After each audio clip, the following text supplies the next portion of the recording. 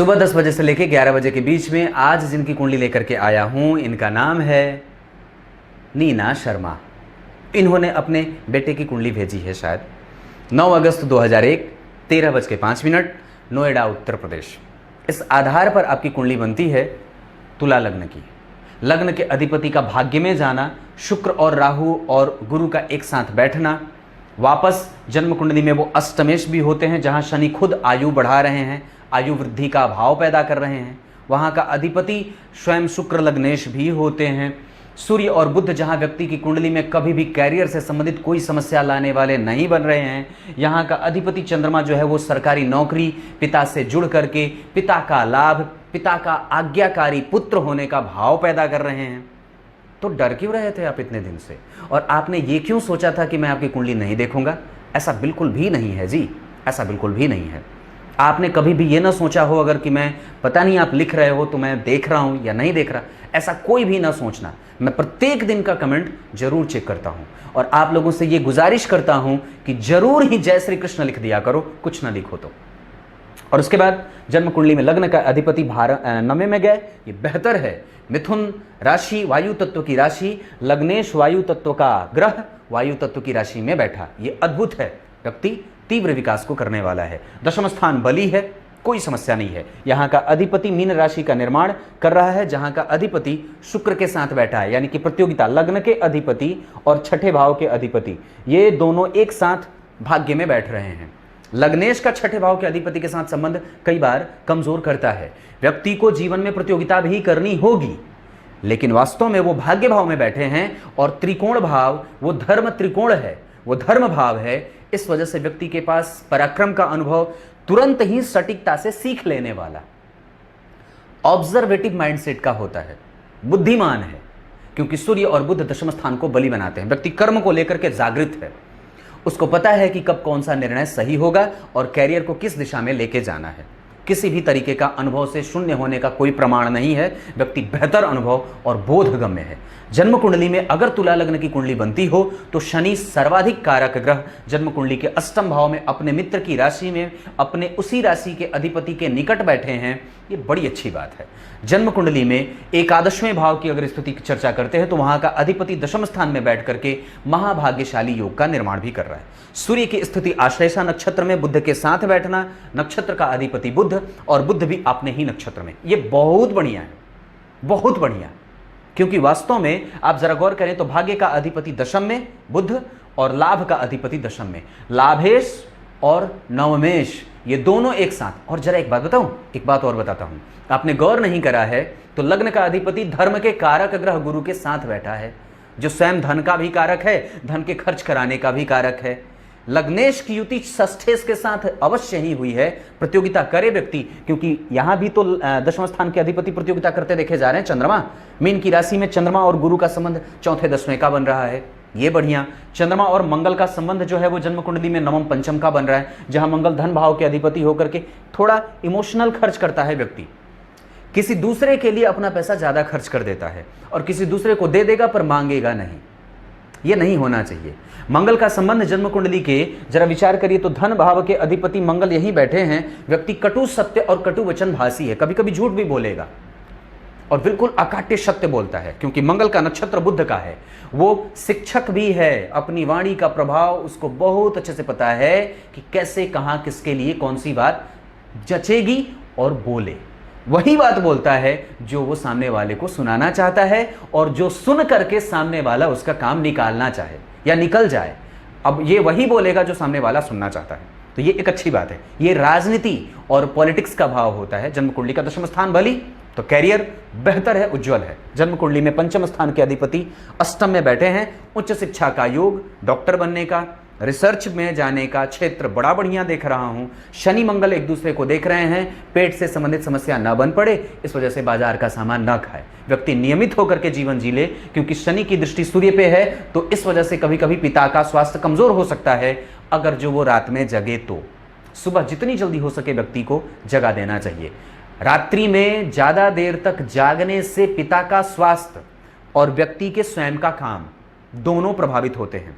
पिता के साथ संबंध खराब और व्यक्ति के पिता मृत्यु के निकट जल्दी ही पहुंचने लगते हैं। उनकी आय, उनका स्वास्थ्य, उनका प्रभाव और उनका व्यवसाय सब प्रभावित होता है। इसी कारण से बच्चों को जितनी जल्दी हो सके सुला दें और जितनी जल्दी हो सके जगा दें। दूसरी बात, दशम स्थान बलि, जन्म कुंडली का भाग्य स्थान बढ़िया बन रहा है, अनुभव से युक्त है, गुरु शुक्र एक साथ बैठे हैं। व्यक्ति धार्मिक, धर्म धुरंधर, धार्मिक, कर्तव्यनिष्ठ, कर्तव्यपरायण और कार्मिक होगा, क्योंकि गुरु की दृष्टि लग्न पे है। दशम भाव के अधिपति होकर के भाग्य में बैठे हैं। केंद्र त्रिकोण, धर्म त्रिकोण का योग बढ़िया, धर्म कर्माधिपति योग बना, योग अच्छे बन रहे हैं। नवमांश कुंडली में मंगल बढ़िया बैठे, नवमांश कुंडली में शुक्र बढ़िया बैठे हैं, नवमांश कुंडली में चंद्रमा बढ़िया बैठे हैं और नवमांश कुंडली में शनि भी अच्छे बैठे हैं। ये खराब नहीं है, स्थिति अच्छी है। दशमांश कुंडली की अगर चर्चा करता हूं तो लग्न में चंद्रमा शनि का बैठना, अष्टम और सप्तम के अधिपति होकर के बैठे हैं। कर्म क्षेत्र को लेकर के व्यक्ति को कभी भी कंफ्यूजन में नहीं रहना चाहिए, अभी से ही उसकी विश्वसनीयता बना रखनी चाहिए कि मैं बिल्कुल बेहतर कर सकता हूं। जन्म कुंडली में सूर्य दशमांश चार्ट में नीच के हो रहे हैं, इस वजह से व्यक्ति का आत्मबल कभी कभी कर्म को लेकर के छिटकेगा, और अगर वो सूर्य की आराधना और सूर्य की उपासना नहीं करेगा तो इसकी स्थिति और भी कमजोर हो सकती है।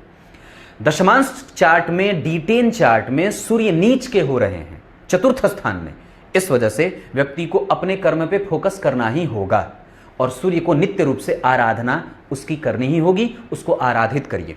मंगल और शुक्र की स्थिति जन्म कुंडली में बढ़िया बन रही है। परस्पर वो दोनों परिवर्तन में तो नहीं है, लेकिन नवम पंचम के संबंध में है, इस वजह से व्यक्ति का कैरियर वहां भी ठीक देख रहा हूं, क्योंकि सुख भाव के अधिपति होकर के दशमांश कुंडली में यहां पे 7 नंबर लिखा है। दशमांश कुंडली में शुक्र यहां बैठे हैं बुध के साथ, ये बढ़िया है। उसके बाद मंगल यहां बैठ रहे हैं दशमांश कुंडली में, ये बढ़िया है, यहां पे अच्छी स्थिति बनते देख रहा हूं। गुरु राहु के साथ है, व्यक्ति कर्म में हमेशा ही शुद्धता से और कभी भी अपने धर्म को कर्म से जोड़ करके ही चलता रहे। यहां पे सूर्य और बुध एक साथ बैठे हैं, इसका मतलब बताऊं? इसका मतलब यह होता है कि व्यक्ति को धर्म से युक्त होकर के ही काम करना है। यहां पे एक ऐसा नैतिक तत्व का ग्रह बैठा है जो आपके समस्त प्रकार की इच्छाओं की पूर्ति करने की क्षमता और योग्यता रखता है। वो पापक ग्रह नहीं है, वस्तुतः वो नैतिक ग्रह भी है। तो व्यक्ति की कुंडली में दशम स्थान ठीक है, कर्म क्षेत्र में जाकर के वो सूर्य नीच का होता है, इस वजह से व्यक्ति अगर सरकारी नौकरी का प्रभाव करना चाहे तो कर सकता है, लेकिन उसको हमेशा ही प्रयास करना होगा, तभी जाकर के व्यक्ति नौकरी कर सकता है। उसमें किसी भी तरीके की नाफरमानी बर्दाश्त नहीं की जाएगी।